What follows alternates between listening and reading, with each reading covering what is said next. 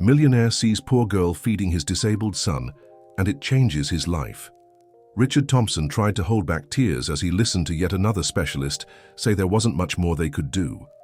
His son Ethan, just 5 years old, was getting worse each day due to severe food intolerances that even the most expensive treatments couldn't resolve.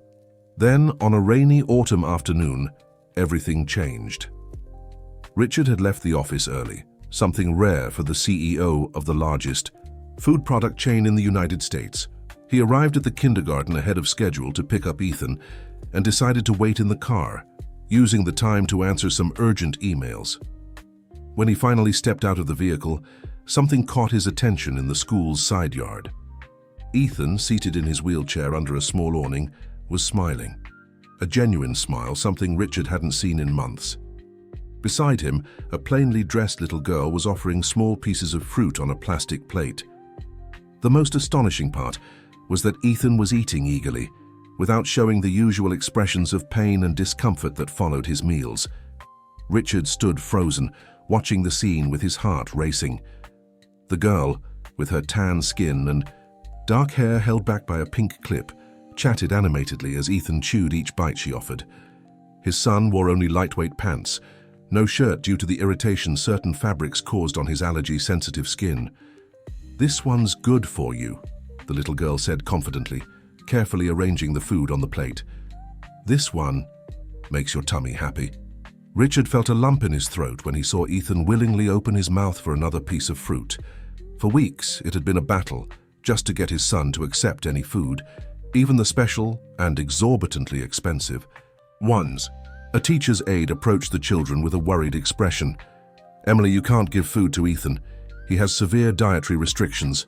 The girl looked at the teacher with surprising seriousness for her age. "But this food won't hurt him. My grandma says there's food that hurts and food that heals. This one heals." Before the teacher could intervene, Richard stepped out from his hiding spot. "It's all right," he said, moving closer. "Let them be."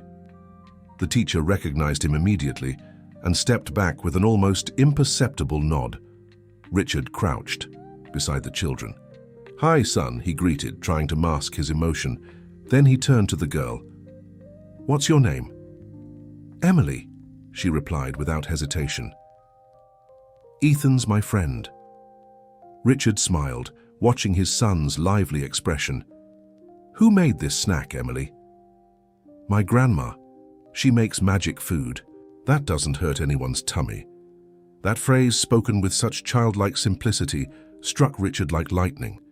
After consulting the most renowned specialists in the country, after importing special foods and outrageously expensive medications, could the solution really lie in the hands of a woman who prepared magic food for her granddaughter to bring to school? Dear listener, if you're enjoying the story, take a moment to like and especially subscribe to the channel. It helps us a lot as we're just starting out. Now continuing, in the days that followed, Richard completely changed his routine. He arrived at school early and discreetly observed the interactions between Emily and Ethan. Each day, his son ate a little more of the snacks the girl brought, and something even more extraordinary happened. He no longer suffered the painful episodes that usually followed meals. By Friday, Richard decided to wait for the person who would come to pick up Emily. He needed to meet the one behind those snacks that had accomplished what millions in treatments couldn't. Dorothy Williams arrived promptly at 4 in the afternoon, a woman in her 60s with graying hair tied in a simple bun and wearing modest yet impeccably clean clothes. Emily ran to hug her as soon as she spotted her. "Grandma, today Ethan ate everything," the girl exclaimed proudly. The woman smiled, stroking her granddaughter's hair when she noticed Richard approaching. "Good afternoon," he greeted, extending his hand. "I'm Richard Thompson, Ethan's father." Recognition flickered in the woman's eyes, but she maintained the same serene expression. "Dorothy Williams," she replied, shaking his hand. "It's a pleasure to meet you, Mr. Thompson. Emily talks a lot about your boy." Richard couldn't contain his curiosity and got straight to the point. "Mrs. Williams, for weeks my son barely touched his food. Now he eats everything your granddaughter offers. How do you do it?" The woman gave a modest smile. "I don't do anything special, sir. Just simple food the way I learned from my mother back in Vermont. Real food, no chemicals. But how do you know what he can eat? The doctors ran expensive tests, and he still had reactions.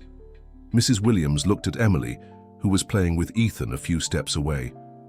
"Emily told me," she answered simply.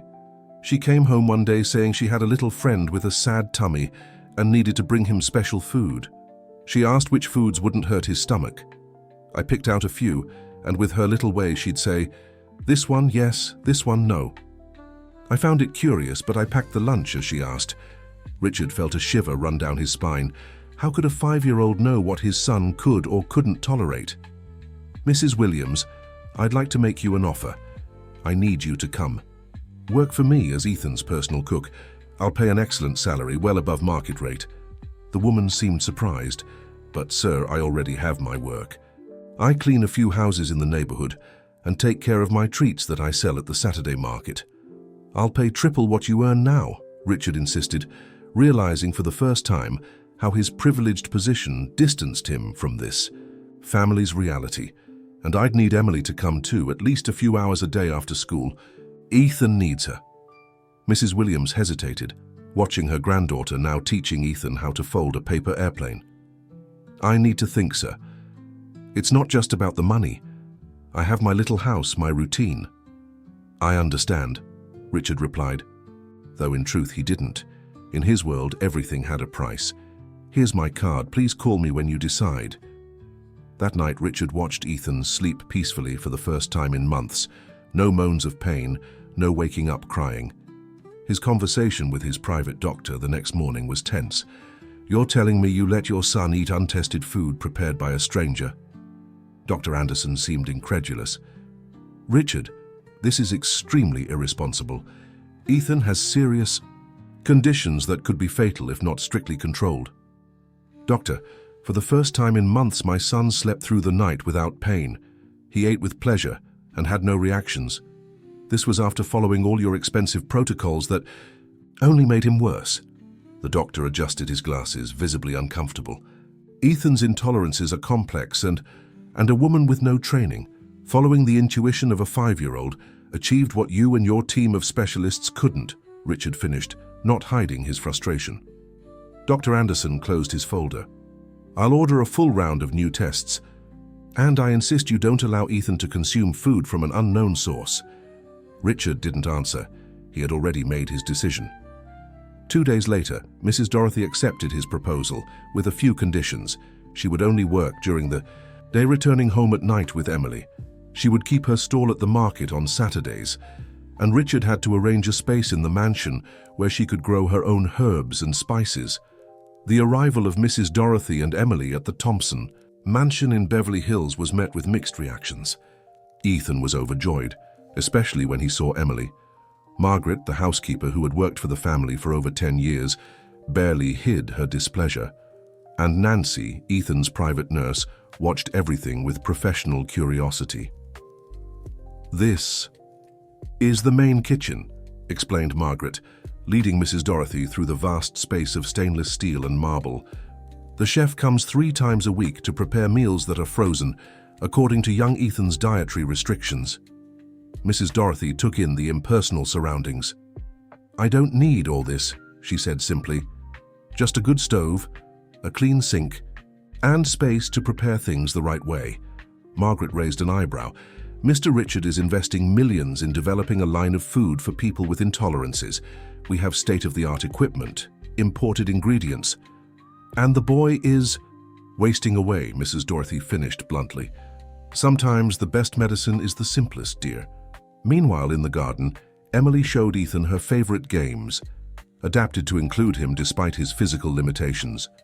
Richard watched them from his office window, unable to focus on the financial reports on his desk. Michael, his personal assistant and longtime friend, noticed his distraction. "The board is pushing for an answer about the new product line, Richard. The investors are getting impatient."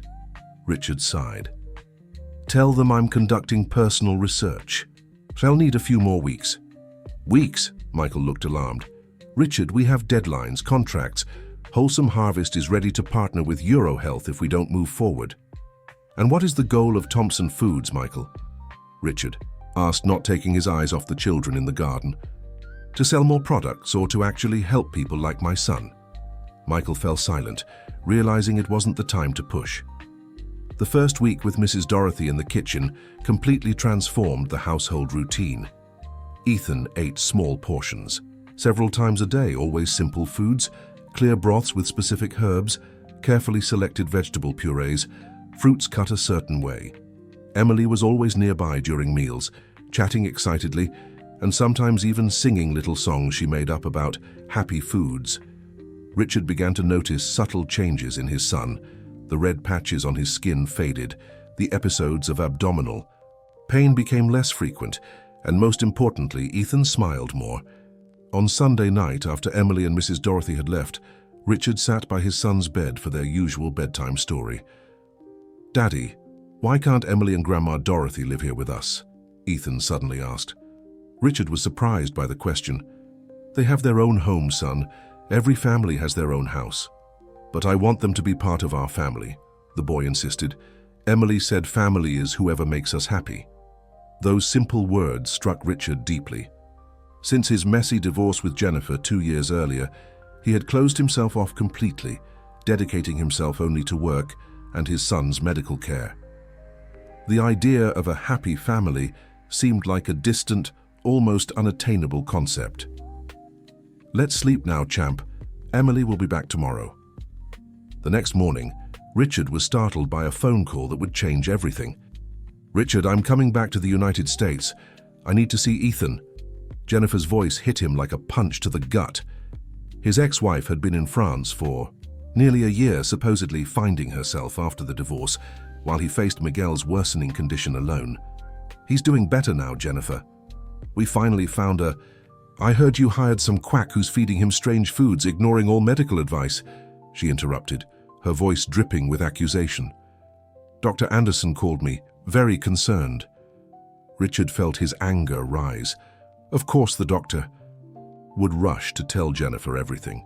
"Our son is eating without pain for the first time in months." He's smiling again. "If that's quackery, then..." "I'll be there on Wednesday," Jennifer cut in. "And I've already instructed my lawyers to prepare a custody modification request. You're clearly not in a position to make sound decisions about Ethan's health." The call ended before Richard could respond. He stood frozen, gripping the phone, feeling the world collapse around him again. The last custody battle had been exhausting and costly, even for someone with his resources. Jennifer was relentless when she wanted something, and now she wanted Ethan back. Dear listener, if you're enjoying the story, don't forget to like and especially subscribe to the channel. It helps us a lot as we're just starting out. Now, back to the story. Jennifer's arrival was exactly as Richard had imagined, a hurricane of accusations, threats, and drama. She arrived on a sunny morning, just as Ethan was in the garden with Emily, both engrossed in a storybook the girl was reading to him, changing her voice for each character. "Who is this child?" Jennifer asked, eyeing the scene with suspicion. "That's Emily, Ethan's friend," Richard replied. "And Dorothy's granddaughter. She's been cooking for him." Jennifer marched over to the children in her designer outfit and high heels, completely impractical for the garden. Ethan looked up, his face lighting up for a moment before turning wary. "Mom?"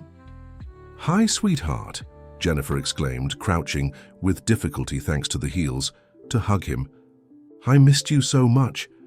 Ethan accepted the hug, but his eyes darted to Emily, who watched with curiosity. "This is my friend Emily," he said. "She knows which foods won't make my stomach hurt." Jennifer shot the girl a disapproving look before turning back to her son. "Sweetie, Mommy's going to take you to see some very good doctors in Europe. They'll really fix your tummy." The panic on Ethan's face was immediate. He grabbed Emily's hand. "I don't want to go, Mom. I'm better here. Emily and Grandma Dorothy know how to take care of me." Jennifer stood, smoothing her skirt. "Let's talk inside, away from..." She glanced at Emily, leaving the sentence unfinished. Richard saw the distress on his son's face. "Emily, could you go to the kitchen and see if your grandmother needs help? Ethan will join you in a bit." The girl nodded, giving Ethan one last encouraging smile before walking away. The moment she was out of sight, Jennifer exploded. "What is this nonsense, Richard? Leaving our disabled son in the care of some random child? Hiring an unqualified cook to handle his complex condition?" Richard pushed Ethan's wheelchair back toward the house, struggling to stay calm. "Ethan isn't disabled, Jennifer. He has temporary limitations while his body adjusts to intolerances. And for the first time in months, he's improving." "Ridiculous," and she snapped, following them. "You've always been gullible. These people probably found out who you are and set up this whole charade to take advantage. Can't you see? It's a scam." Ethan began to cry silently, and Richard felt his heart clench. When they entered the house, he asked Nancy to take the boy to his room. "I want to stay with Emily," protested Ethan, but he was too tired to insist. When they were alone in the living room, Jennifer took an envelope from her purse. "These are the custody review documents. My lawyer has already filed the request." Richard took the envelope without opening it. "Why now, Jennifer? You didn't even bother to call in the last few weeks. You knew he was getting worse, and yet you continued your life in France as if nothing was happening. Don't you dare accuse me of neglect," she raised her voice. "I'm his mother. I was recovering from the trauma of our marriage so I could come back and care for him properly." "In five-star resorts on the French Riviera?" Richard asked sarcastically, "while I spent sleepless nights with him crying in pain. You have the means to pay for the best care. I needed to recover so you could return just as he started to improve," Richard finished, finally understanding. "You can't stand the idea that I might be doing something right, can you?" Jennifer straightened her posture, regaining her composure. "I have a proposal. Remove these people from the house, go back to following proper medical advice, and I'll withdraw the custody review request. We can share decisions about his treatment." Richard laughed humorlessly. "And watch him waste away again? No, thank you." "Then we'll see each other in court," she replied coldly, heading for the door. "Oh, and I've scheduled an appointment there with Dr. Anderson for tomorrow. I want a full report on the damage this miracle diet might be causing." After Jennifer left, Richard went to the kitchen, where he found Dorothy Williams preparing a broth with fresh herbs, while Emily sat at the table drawing. The little girl had several colored papers in front of her, each with drawings of different foods. "What are you drawing, Emily?" he asked, trying to shake off the distress from his conversation with his ex-wife. "These are the foods Ethan can eat," she replied, showing him the drawings. "The ones with happy faces don't make his stomach hurt. The ones with sad faces do." Richard studied the drawings with fascination. They were simple, childlike illustrations, but there was something methodical in how Emily organized them. "How do you know which ones are bad for him?" The girl shrugged as if the answer were obvious. "I just know. When I look at food, I can feel if it's good or bad for Ethan." Dorothy chimed in, stirring the broth on the stove. "Emily's always had this gift, Mr. Richard, since she was tiny. When my neighbor was pregnant and got sick from certain foods, it was Emily, just 3 years old, who'd say, 'Auntie can't eat this, Grandma.' And she was always right." Richard pulled up a chair and sat beside the girl. "Emily, could you help me understand better what Ethan can or can't eat? Maybe we could make a more complete list." The girl's eyes lit up. "I can draw everything. Then when you go shopping, you'll know what to bring." "That would be wonderful," Richard smiled, feeling genuine hope for the first time in a long while. That afternoon, as Emily finished her drawings and Ethan rested, Richard received another unexpected visit. Victor Reynolds, his main partner at Thompson Foods, showed up unannounced. "We need to talk," he declared, not waiting for an invitation to enter. "The board is concerned about the direction of the company, Richard." Victor was a practical man who had helped transform the small Thompson family business into a food industry giant. However, his methods were often ethically questionable. "I understand your concern for Ethan," he continued, pouring himself a whiskey in Richard's office, "but you have responsibilities to hundreds of employees and shareholders. The line for people with intolerances represents a multi-million-dollar investment that can't be delayed." Richard kept his expression neutral. "We're making progress, Victor, just on a different path than planned. I've heard rumors about a healer." Victor didn't hide his disdain. "Please tell me that's just media exaggeration. Dorothy is just a talented cook who's helping my son. Victor set his glass down, harder than necessary. Richard, you need to decide. Either you're the CEO of a multi-million-dollar company, or you're a desperate father falling for fairy tales. You can't be both. Those words hit Richard like a slap. It was exactly what he'd been questioning these past few weeks. I've already made my decision, he replied firmly. I'm Ethan's father first, and if that means exploring unconventional alternatives to help him, then that's what I'll do. Victor sighed, finishing his drink. The board demands a presentation on the new product line next week. If you don't show up with something concrete, we'll vote for your temporary removal. After Victor left, Richard walked to Ethan's room. The boy was awake, quietly playing with building blocks, adapted for his limited mobility. His face looked less pale. His cheeks had a healthy flush that had been missing for a long time. "Daddy," he called when he saw Richard at the door. "Come see what I built." Richard sat beside his son, admiring the small, colorful structure. "That's amazing, champ. What is it?" "It's a hospital for sick food," Ethan explained seriously. "Emily said some foods get sick with poison and need to be cured before we eat them." Richard felt a shiver. The wisdom of those two children, expressed in such simple terms, seemed infinitely deeper than all the expert meetings he'd attended. "And how do you cure the sick food?" "With love and time," Ethan replied, as if it were the most obvious thing in the world. "Grandma Dorothy said rushed food gets sad, and sad food makes us sad too." That night, after putting Ethan to bed, Richard went to the small greenhouse he'd had built for Dorothy to grow her herbs. To his surprise, he found the woman still working, even though it was nearly 10 o'clock. "Shouldn't you be resting, Dorothy?" he asked, watching her carefully separate leaves from different herbs. "Some things must be done at the right time, Richard," she replied without stopping her work. "These herbs need to be picked at night to keep their properties." Richard stepped closer, curious. "Do you really believe these herbs have specific healing powers?" Dorothy smiled patiently. "Not powers, Richard, just nature working as it should. Our ancestors knew this, but nowadays everyone's in too much of a hurry.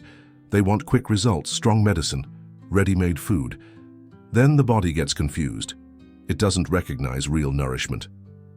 "And how does Emily know which foods will help or harm Ethan?" The woman fell silent for a moment, as if weighing how much to reveal. "Some people are born with sharper senses, Richard. Emily sees beyond what most do. She always knew when food wasn't good, even before tasting it. Since she was a baby. The clinic doctor called it fussiness, but I knew better." Richard helped her put away some gardening tools.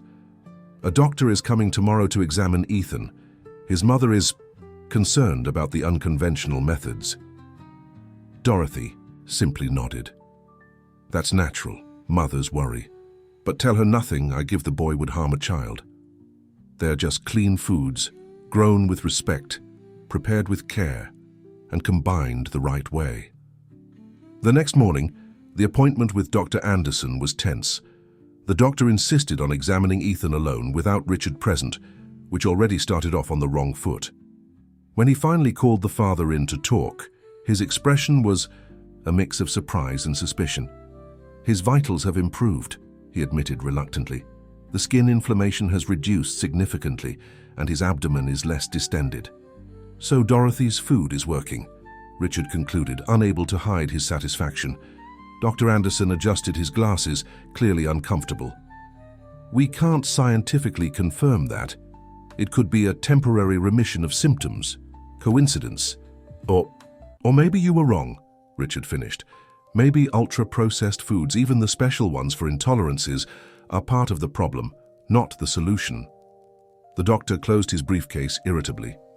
"Richard, I understand your emotions as a father, but I must warn you that we're talking about your son's health. These alternative practices aren't scientifically proven.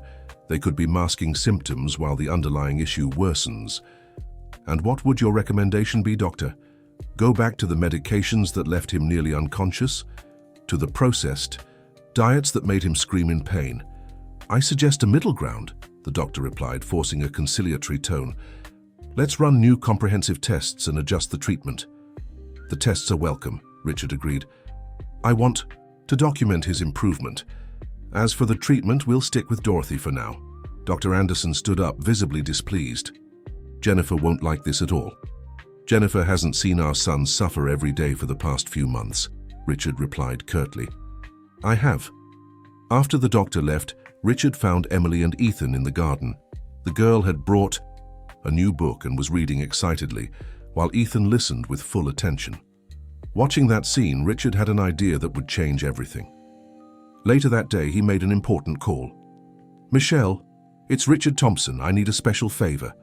Michelle was an old friend and a respected researcher at Harvard University, specializing in functional nutrition.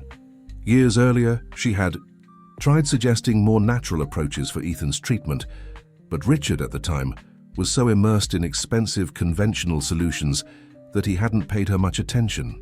Richard, what a surprise, she replied. How's Ethan? Getting better, finally, and that's what I want to talk about. Would you be available to come to my house tomorrow? There's something I need to show you. The next day, Michelle arrived promptly. Richard led her to the kitchen, where Dorothy was preparing lunch with Emily's help. The researcher watched with interest the meticulous selection of ingredients by the older woman, and especially how the girl participated in the process. This one's okay, Grandma, this one isn't, Emily said, sorting different types of vegetables.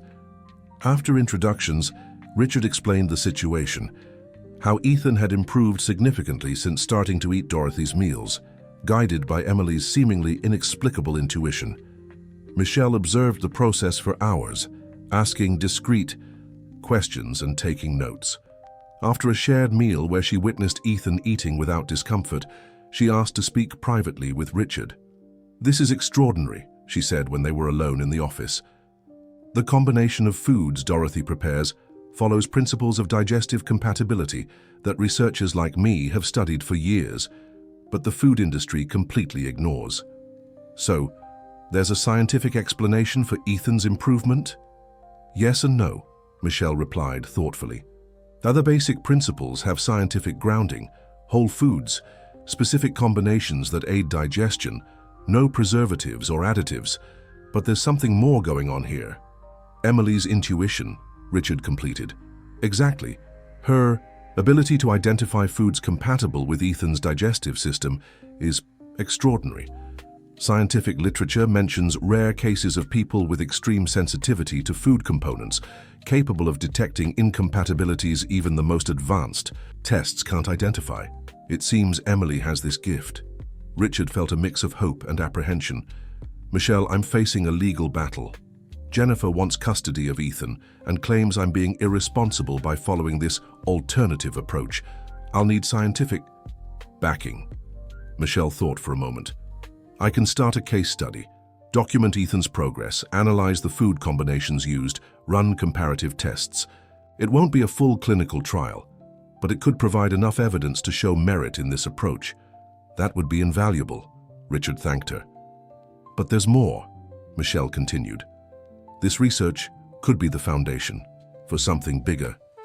Imagine a line of truly functional foods based on the principles Mrs. Dorothy applies intuitively. Not just foods without certain components, like most products for intolerances, but active combinations that promote healthy digestion.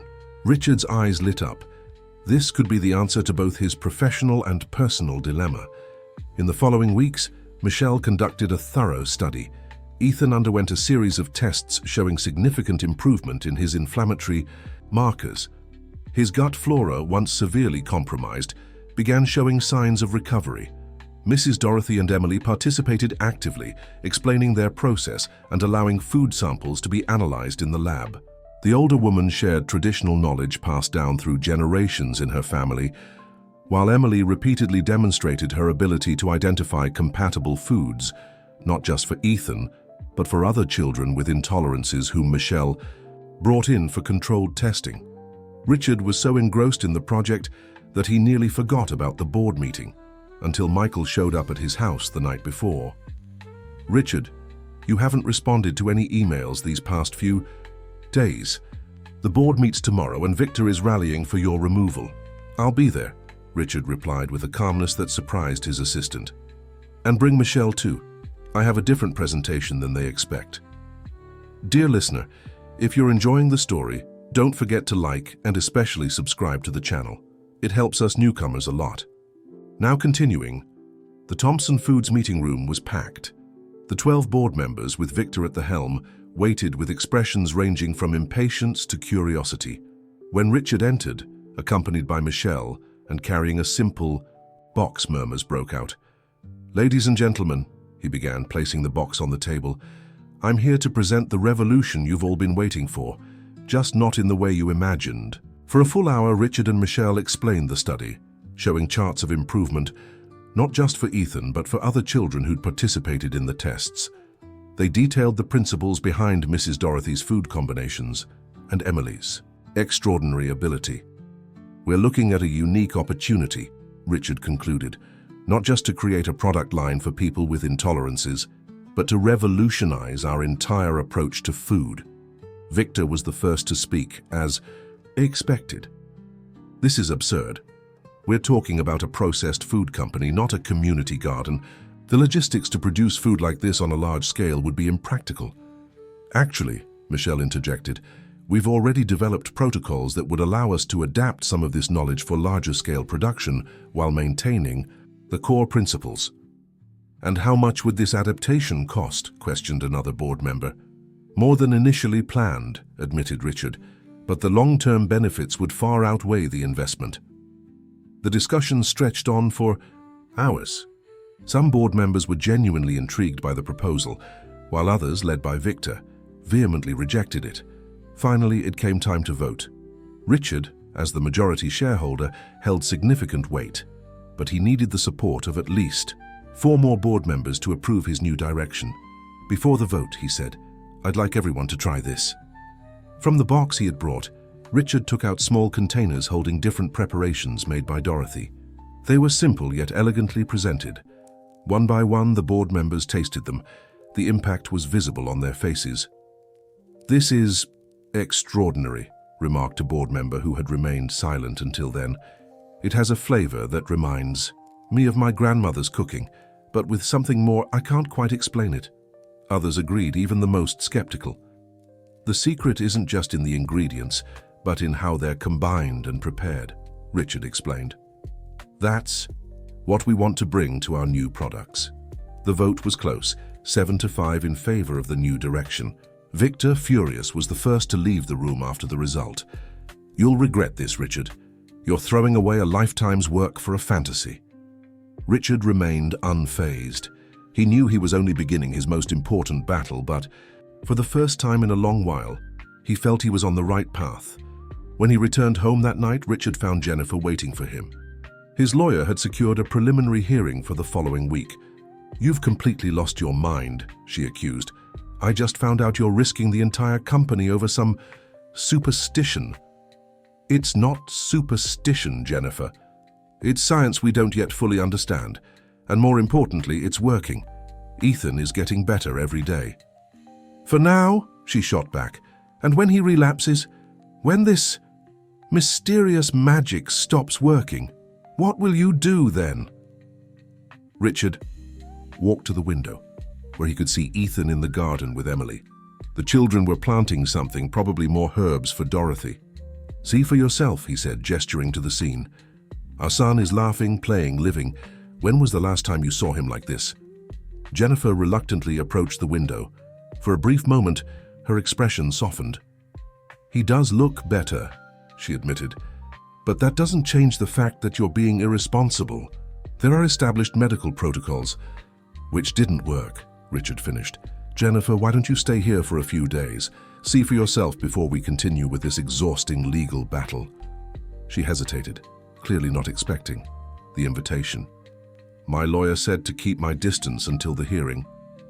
"Your lawyer is thinking about his fees, not our son's well-being," Richard replied.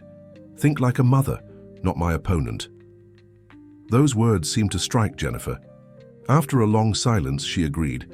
3 days. I'll observe this alternative approach for 3 days, but if I see any sign of risk to Ethan, I'm taking him away immediately." "Fair enough," Richard agreed, knowing Ethan was safer than ever. Jennifer's 3 days of observation turned into an entire week. Initially skeptical and distant, She couldn't ignore the evidence before her eyes.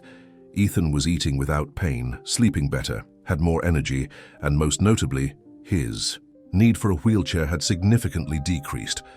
He could now take small steps with support, something doctors had considered unlikely in the short term, due to muscle weakness caused by poor nutrient absorption.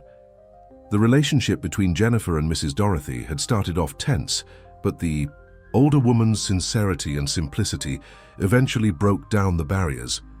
Emily, with her charming ways, completely won Jennifer over when, unaware she was being observed, patiently explained to Ethan why certain foods were friends with his tummy while others weren't. "See this apple?" she said, holding up the fruit. "It's your friend in the morning, but at night it gets tired and might make your tummy sad. It's like people. They need rest sometimes." On the eve of the court hearing, Jennifer sought out Richard in his office. "I'm withdrawing the custody modification request," she announced bluntly. Richard could hardly believe it. "What made you change your mind?" Jennifer sighed, sitting in an armchair. "Seeing Ethan like this, so different from the state I left him in. I realized that while I was in France, finding myself, you were here trying everything to help him.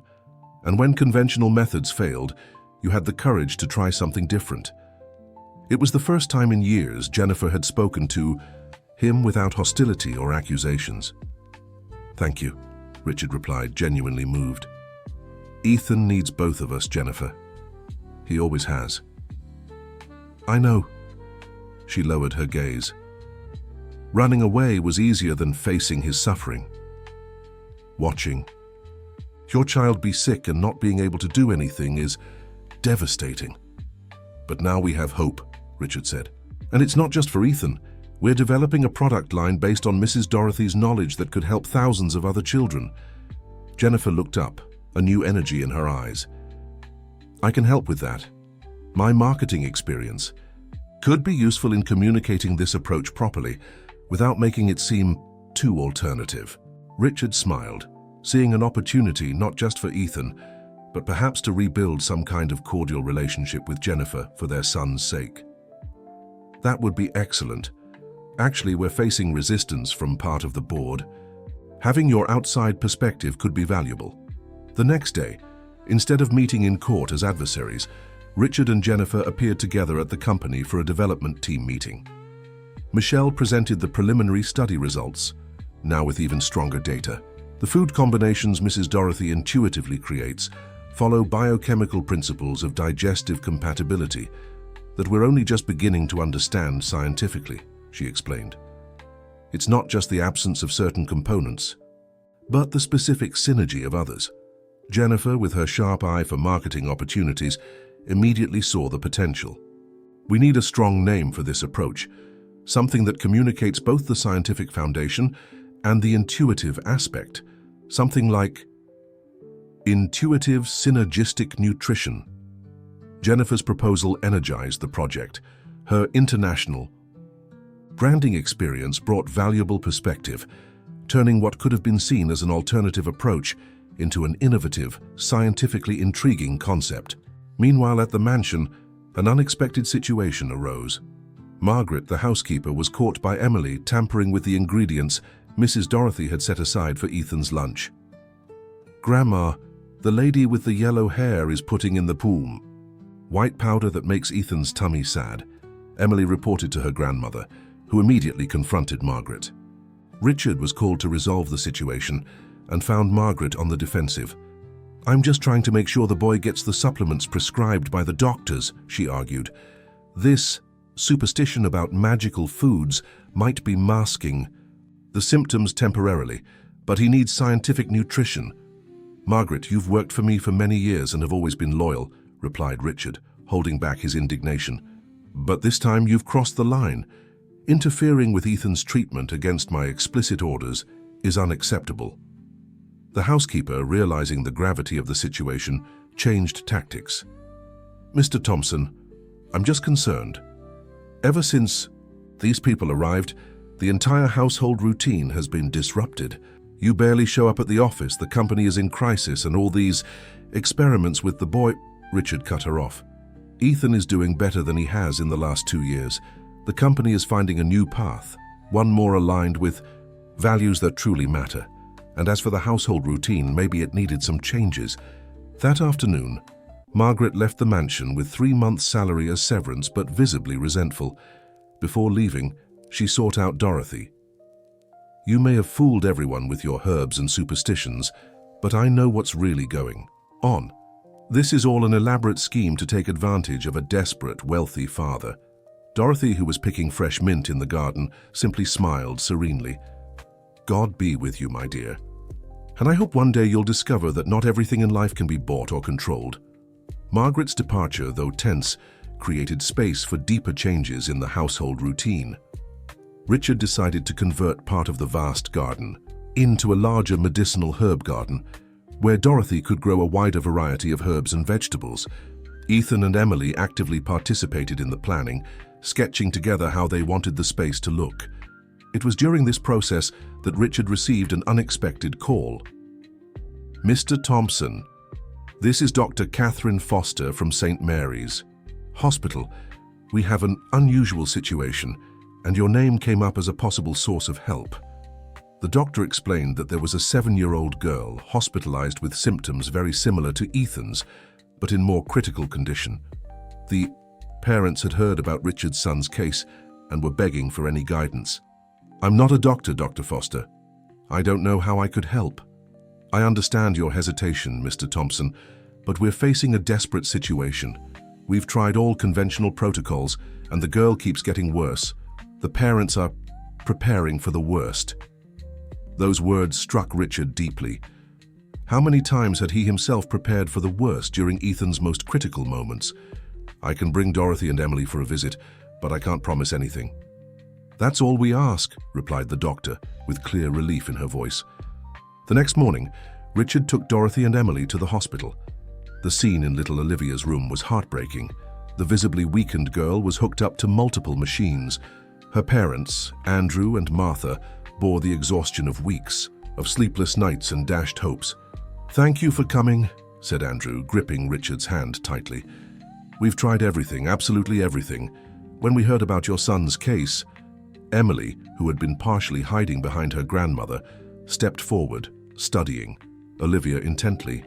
Without a word, she approached the bed, eyeing the medications in the IV stand. "This medicine makes her tummy cry a lot," the little girl suddenly said, pointing to one of the vials. The adults exchanged glances.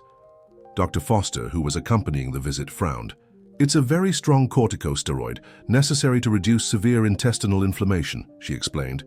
Dorothy stepped forward gently. "Doctor, we don't doubt modern medicine. But sometimes healing lies in listening to what the body is trying to say. And children have a sensitivity that we adults have lost." To everyone's surprise, Dr. Catherine didn't dismiss the comment. "We're in a situation where all protocols have failed," she admitted. "At this point, I'm open to considering alternative perspectives." That day, Dorothy prepared a simple broth with ingredients she brought from home. Emily, with her extraordinary intuition, indicated which herbs should be added after observing Olivia for a few minutes. The hospital, relaxing its strict rules given the extreme situation, allowed the girl to receive small spoonfuls of the preparation. In the following 24 hours, what the medical team called an unexpected response occurred. Olivia began showing improvement in her vital signs and a reduction in inflammatory markers. Dr. Catherine, initially skeptical, couldn't ignore the data on her monitors. 3 days later, Olivia was conscious and alert, asking for more grandma's soup. A week later, she was discharged conditionally, with the requirement to follow a special diet developed by Dorothy and supervised by Dr. Catherine. This case marked the beginning of a transformation even Richard couldn't have imagined. Other doctors at the hospital, intrigued by Olivia's recovery, began asking questions. Dr. Catherine, despite her traditional training, had the courage to admit there was something valuable in Dorothy's approach that deserved serious investigation. A month later, Richard received an email from Dr. Catherine proposing an official partnership between St. Mary's Hospital and the new division of Thompson Foods dedicated to therapeutic nutrition. The doctor had secured approval for a preliminary clinical study evaluating Dorothy's methods in a controlled group of patients. with conditions similar to Ethan's and Olivia's. "This is extraordinary," Jennifer remarked when Richard shared the news. She had decided to stay in the United States longer, actively participating in developing the new product line. Medical validation was exactly what we needed to overcome the final resistance on the board. Victor, who remained the primary opponent, had managed to delay the full implementation of the company's new direction, arguing the risks were too high without more robust scientific validation. Now, with a renowned hospital interested in conducting formal studies, his main argument lost strength. While the adults navigated the complex worlds of business and medicine, Ethan and Emily embarked on their own journey. The boy had progressed, so much that he now used his wheelchair only for long distances. With Emily's intuitive guidance and Dorothy's care, he wasn't just surviving, he was thriving. The children created a happy foods book filled with colorful drawings of all the foods Ethan could eat at different times of the day. Emily insisted each food had its happy time to be eaten, something that initially seemed like child's play, but which Michelle began correlating with chronobiological principles of digestion. One day, Richard found Ethan explaining to Emily how his father's company worked. "My daddy makes food for lots of people," he said, gesturing excitedly, "but before it was food that made some tummies sad. Now he's going to make food that makes all tummies happy." The simplicity with which his son described the profound transformation the company was undergoing moved Richard.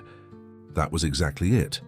Shifting from production focused solely on scale and profit to an approach that prioritized people's genuine well-being.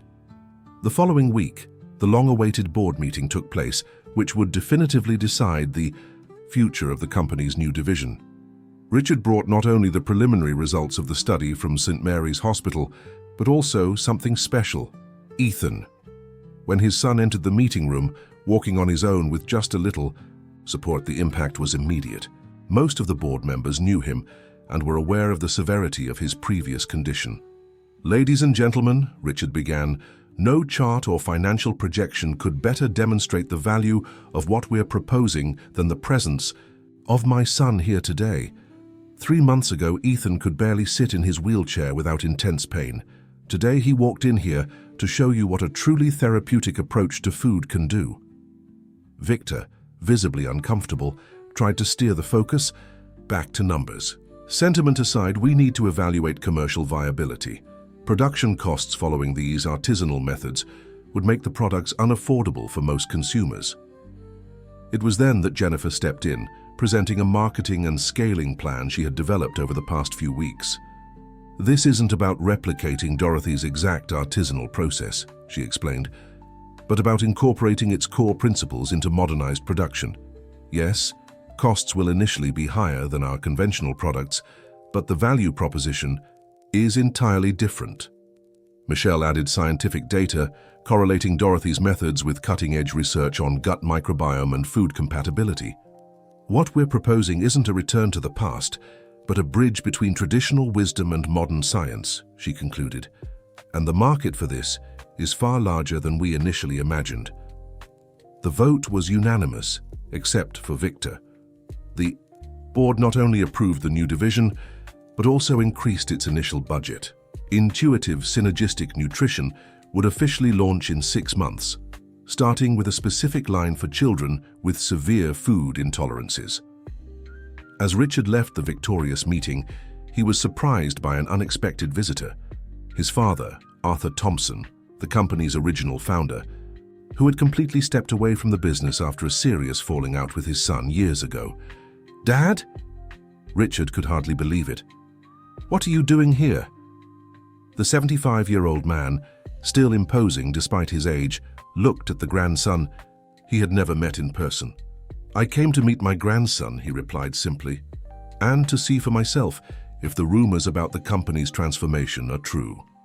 That encounter, as unexpected as it was emotional, brought long-buried family truths to light. In the privacy of Arthur's old office, the elder man revealed something to Richard that would change his understanding of everything. "When I was Ethan's age, I suffered from severe digestive issues. Back then, in the 1950s, there were no diagnoses for food intolerances. My parents and doctors forced me to eat everything, calling it fussiness or acting up. Richard listened intently, beginning to understand the emotional distance he had always felt from his father. I spent my childhood in agony, hiding the pain to avoid punishment. When I grew up and had the means, I swore I'd never go hungry or suffer discomfort again. I built this company with an obsession for producing food I could completely control. That's why you were always so rigid about industrial processes, about extreme standardization. Arthur nodded. Ironic, isn't it? In my attempt to create safe food, I ended up contributing to the same system that now affects my grandson. The food industrialization I embraced as salvation turned out to be part of the problem. That conversation brought reconciliation not just between father and son, but among 3 generations of Thompsons. Arthur, moved to see Ethan running through the garden with Emily, recognized in the girl a wisdom that modern society had neglected. This child sees what has taken us decades to begin understanding scientifically, he remarked, watching Emily intuitively separate friendly and unfriendly foods for the children's picnic. Perhaps we should spend more time listening to children. In the following months, the transformation of Thompson Foods gained momentum. The clinical study at St. Mary's Hospital yielded such promising preliminary results that other hospitals expressed interest in joining the research. Dorothy Williams, initially reluctant to share her traditional knowledge, found in Michelle a respectful interlocutor who helped translate her intuitive wisdom into scientific language. Emily, in turn, became a sort of child consultant. Her extraordinary ability to identify food compatibilities was documented in controlled tests, where she consistently identified, without any prior information, which foods would cause adverse reactions in patients with intolerances. Life at Tiwai, the Thompson mansion, also changed completely. Richard, who had once lived for work, now prioritized family time. Jennifer, who had planned to stay only temporarily, ended up renting a nearby house. Though the couple didn't rekindle their romance, they built a genuinely collaborative co-parenting relationship. Dorothy and Emily continued living in their modest home, but spent most of their days at the mansion. Richard had offered to move them in several times, but the elder woman always gently refused. Roots are important, Richard. We need to know where we come from to know where we're going. The medicinal herb garden on the mansion grounds flourished, becoming not just a source of ingredients for Dorothy's preparations, but also a living laboratory where doctors, nutritionists, and scientists came to observe and learn. Ethan, now walking normally and free of the severe episodes that had plagued him, proudly acted as Emily's assistant, learning from her the secrets of plants and foods. On the afternoon when the first line of intuitive synergistic nutrition products was ready for final tasting before launch, Richard gathered everyone involved in the garden. Present were not only company employees and scientific partners, but also families of children who had benefited from Dorothy's approach. Today, we're not just celebrating the launch of a new product line, Richard said in his speech. We're celebrating a paradigm shift, a reconnection with knowledge that was being forgotten, a bridge between generations and wisdom. Arthur, who had become a constant presence in his grandson's life, raised his glass in a toast. To new beginnings born from ancient wisdom, and to the children who teach us what we've forgotten to listen to. Jennifer, who had officially taken over as marketing director for the new division, added, and to everyone who had the courage to question the status quo when a child's well-being was at stake. At that moment, Ethan and Emily ran through the garden, calling everyone to see something special. The first bloom of a rare plant Dorothy had planted months earlier, known for its exceptional medicinal properties, but notoriously difficult to cultivate. "Look, Daddy," Ethan exclaimed, beaming. "The healing flower. Grandma Dorothy said it only blooms when it finds a happy place to live." Richard crouched beside his son, admiring the delicate purple flower. "It's beautiful, son. And you know what it teaches me? That sometimes we need to create the right environment for good things to flourish." Emily, with her simple yet profound wisdom, added, "And that the most important things grow slowly, right, Grandma?" Dorothy smiled, embracing her granddaughter. "That's right, my dear. There are no shortcuts to what truly matters in life. That afternoon, as the children played and the adults chatted animatedly, Richard observed the scene with deep gratitude. Of all the ventures in his life, none had been as meaningful as this unexpected journey that began with a moment of pure serendipity, seeing a poor girl feeding her disabled son in a schoolyard.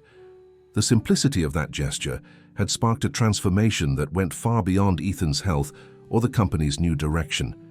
It was a rediscovery of what truly mattered, a reconnection with values and wisdom that modern society, in its haste, had left behind. And it all started with Emily, a child of just 5 years old, offering food to a friend guided only by her extraordinary intuition and a genuinely kind heart. The end of the story. If this story touched your heart, don't forget to like and subscribe to the channel. Tell us in the comments, do you believe in the healing power of natural foods? Your subscription helps us continue sharing stories that inspire and transform lives.